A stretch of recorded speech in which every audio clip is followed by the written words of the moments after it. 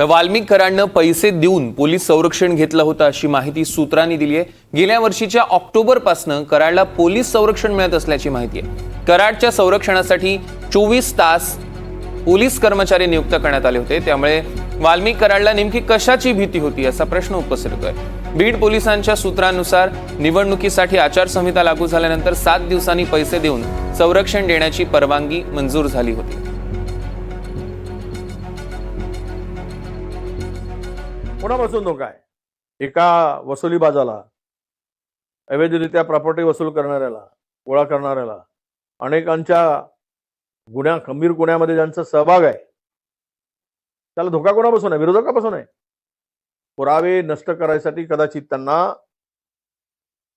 आपतिष्टापासून, जवळच्या नेत्यापासून भीती वाटत असावी।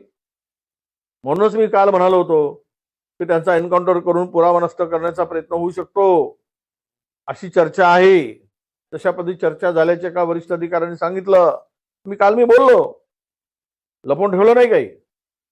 आणि म्हणून ते सुरेश धस म्हणतात तसं आकाच्या आकाला वाचवण्यासाठी त्यांच्या जीवाला धोका वाटत असेल